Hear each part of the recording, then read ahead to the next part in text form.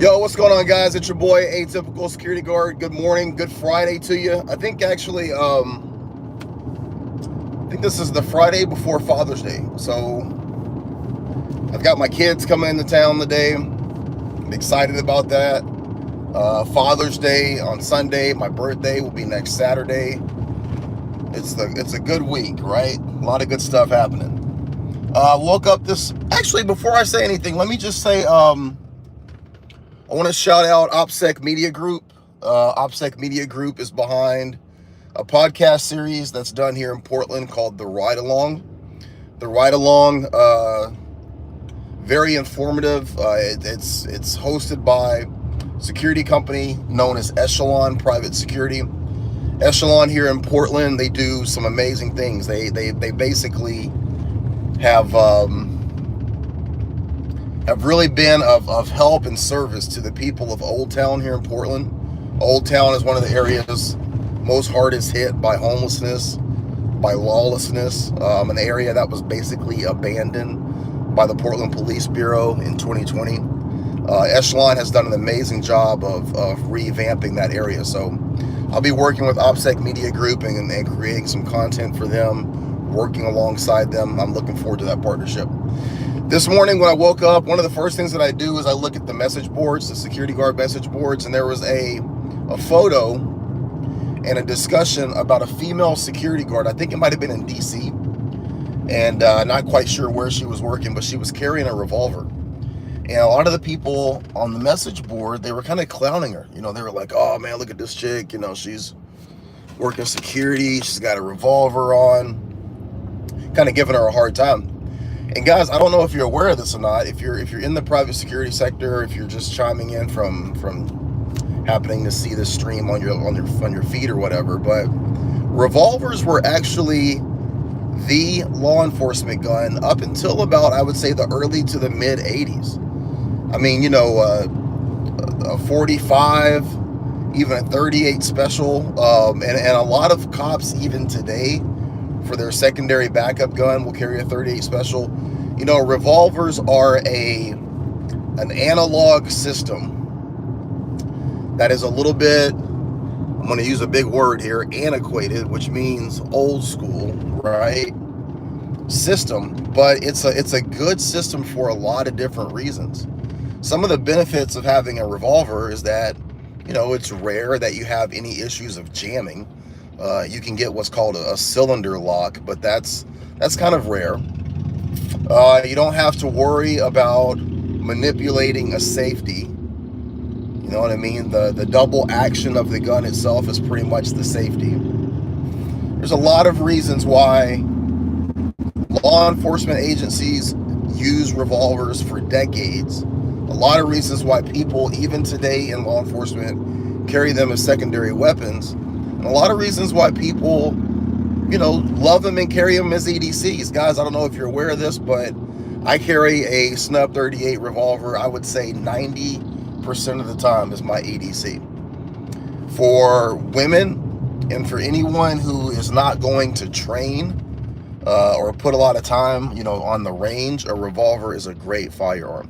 Some people will argue that. They'll be like, oh no, you know, a revolver is too heavy on the trigger pull for people that, you know, aren't strong enough or don't train enough. I disagree. If you're utilizing the revolver in a defensive situation where you're only pulling it out and using it in, say, 3 to 7 feet of distance, 10 feet of distance, revolver's perfect for that situation. It is a great system that has very little drawbacks in terms of utilizing it for a defensive situation. When you start to get further out, it becomes a little bit more problematic and you need to have a little bit more training behind it.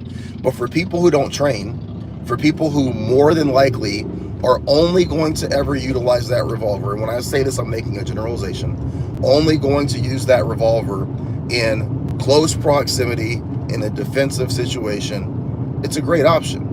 And for people that work in armed security, this is where I kind of play both sides of the fence. If you're working in a capacity where you need to be armed, there's clearly a threat. In today's society, I think that if you're in that environment and you're untrained, you're unaware to the point that your company is like, hey, here's a revolver, I think that you are in a bad situation. I don't think there's any situation where you're needing to be armed and then the thought process is power available to you. And when I say that, I'm talking in terms of like round count and capacity. If you look at store robberies, if you look at shootouts that happen in parking lots, if you look at any of the stuff that's going on in the last 5 years, that statistic of 3 shots, 3 seconds, 3 yards, that doesn't really hold up to what we're seeing. There's a lot of video evidence of people, getting into road rage situations, people getting into arguments in the parking lots, people having domestic situations at their house, and way more than 3 rounds are popped off. So there's a level of disingenuousness, I think, that these companies are putting a lot of these officers in. Ultimately, what they want is to have the least amount of liability, to have the officer still be armed, but not put them in a position where they're going to have issues like accidental discharges. They're going to have situations where they feel that they can get into a shootout. I think that subconsciously, if a person that is not well equipped in terms of firearms training, if they're carrying a revolver, they might have a little bit more of a psychological barrier between just levying off random shots. You know what I mean? So I can see where companies are coming from, but I don't think it's a good thing. I can see the benefits of the system. I don't know that it's a good thing in terms of why companies are doing it. But guys, we have to be really honest. The revolver system, once it was discontinued for police use, the markets are flooded. I can go to any pawn shop, I can go to any gun store, and I can find a used revolver in a heartbeat. Your brand new SIGs, even your Glocks, those might be a little bit harder to come by. And I can go to my local gun store that I'm a big fan of. Shout out to Keith's Sporting Goods in Gresham. For the price of a decent Glock, if I wanted to get a Glock 19 and throw a red dot on it and, trick it out, I could probably get 2 or 3 used revolvers. The option in terms of money saving is there. And we all know that our companies want to save money, right? They want to do the absolute least and get the most out of us. But we do have to take some responsibility for this. I've been telling you guys for the past 4 years, if you're not going out, you're not training, you're not getting time behind that firearm, every time that there's a situation where a security guard does something stupid with a firearm, it puts us in this position where they're trying to find ways, no pun intended, to handcuff us, right? Whether that's taking away systems and having us use something that's a little bit more old school, use something that has less capacity.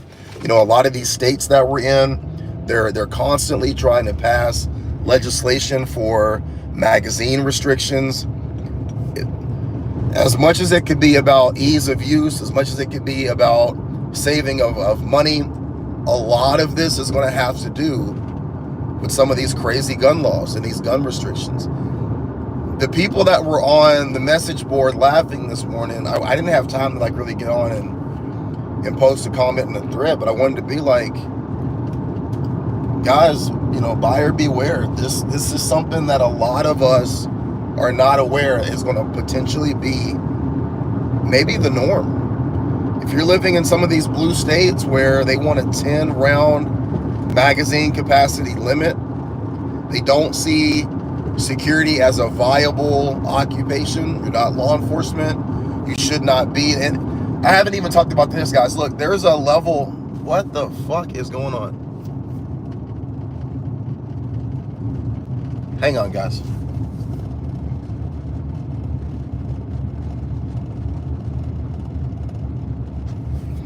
There are 1, 2, 3, 4, 5 police vehicles on the opposite side of the highway and there are 3 semis. I don't know if there was a wreck or if like there was a shootout over here. This is crazy. Speaking of cops, I haven't even gotten into the issue of the fact that like a lot of law enforcement departments, particularly here in Portland, they're at odds with private security because private security, number one, has taken the off-duty work pretty much off the table.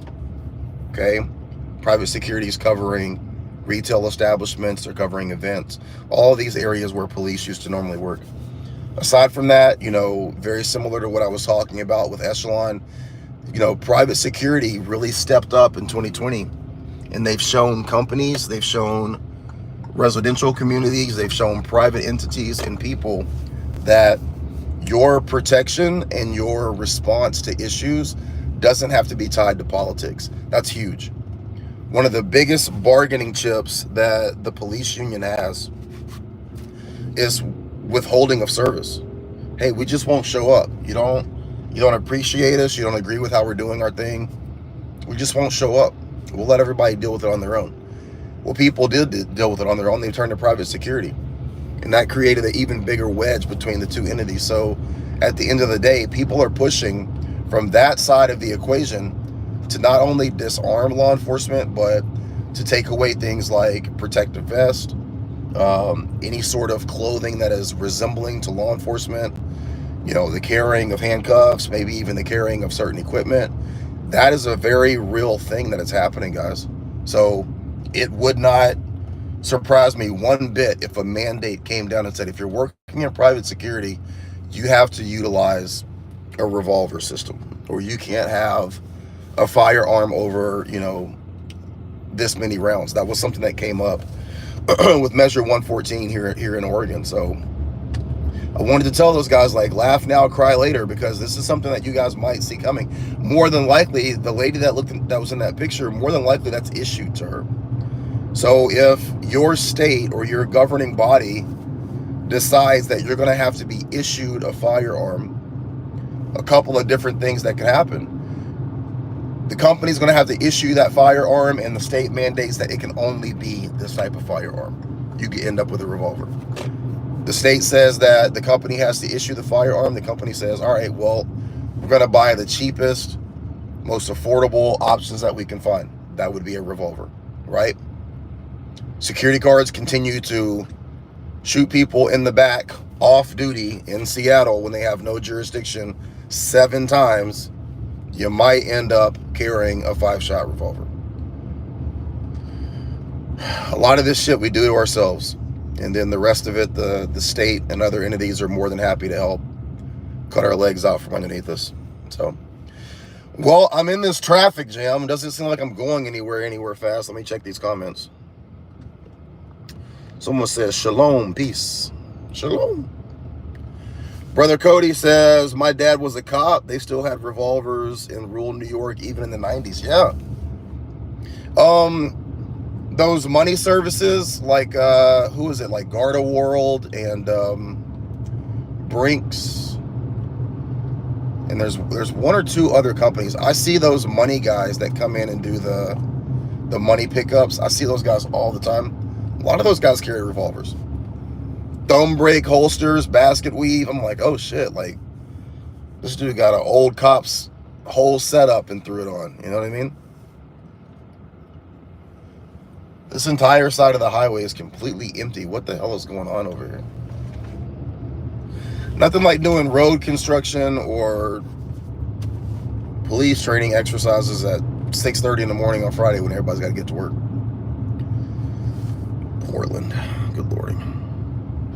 Guzman says, morning, brother. Today starts my guard career. Picked up a 2-day detail for Louis Vuitton. Okay, boy. Gonna be working in San Diego. Can't even imagine how beautiful it is right now. $35 an hour. That's what's up, bro. Just surprised it's an unarmed detail, yet they want me to wear my vest. Yeah, you're gonna want to wear your vest, bro. You're in Louis Vuitton. It's a good potential that could be a place that could get robbed. I hate that you're working an unarmed detail. That's no bueno. But $35 an hour is good, man. Make the money. Back to the wall. Keep your head on a swivel. Work your shift, do your job, and make that money, bro. Good luck to you, okay?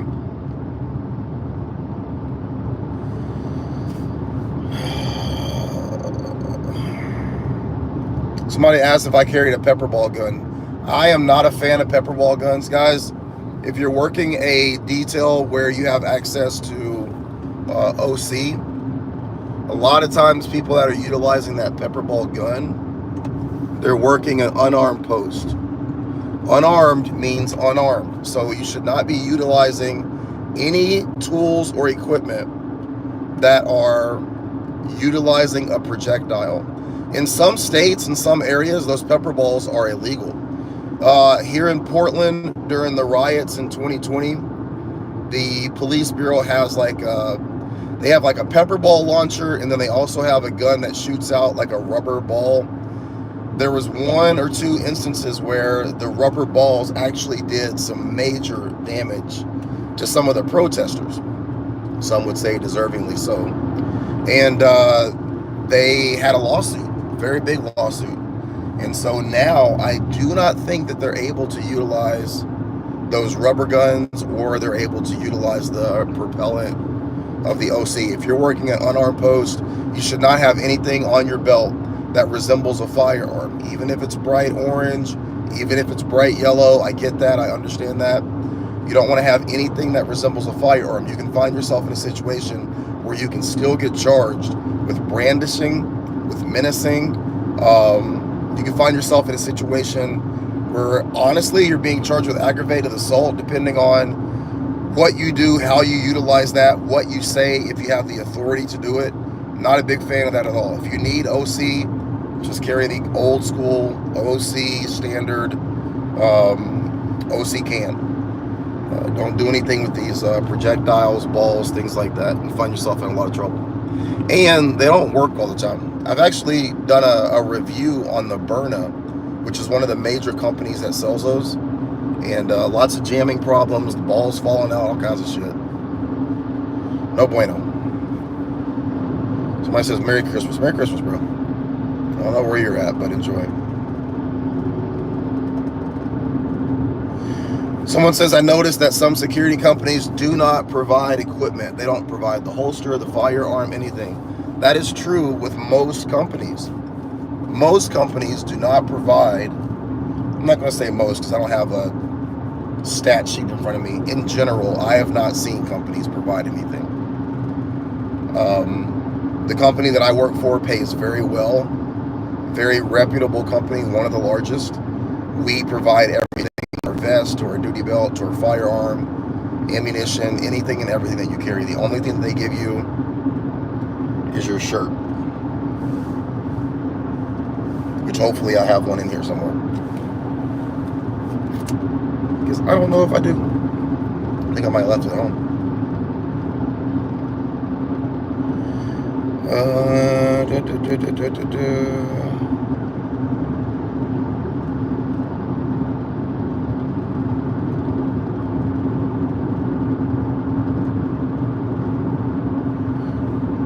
I couldn't read all of that at the bottom there, Cody, where you said something about the real world statistics of shootings, the viability of the 9mm. I think that's what you said.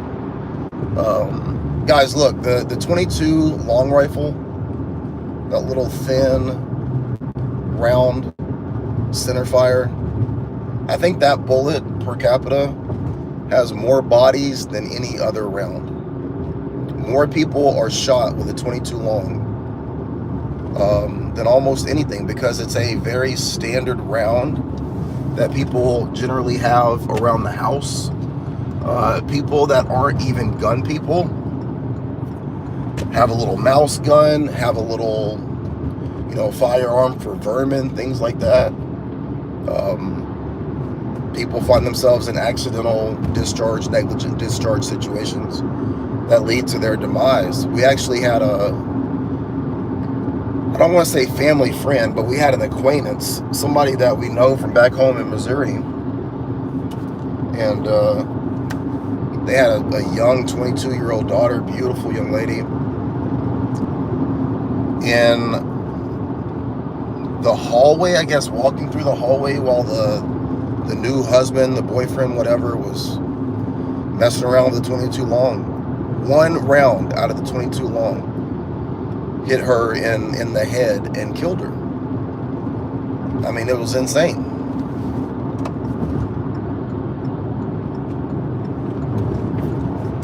But yeah, I agree with you. You can't argue with the stopping power of the 9mm, even the 38, 45, all of the standard rounds.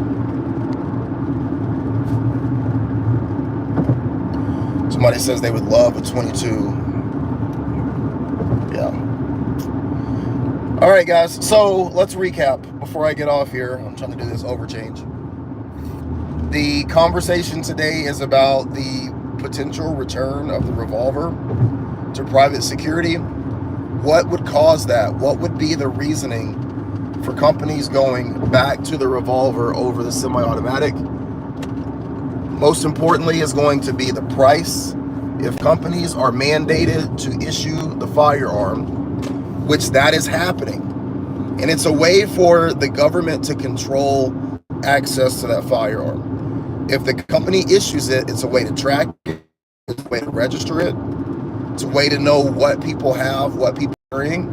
I could do an entire 2-hour live stream on why they want to do that, right?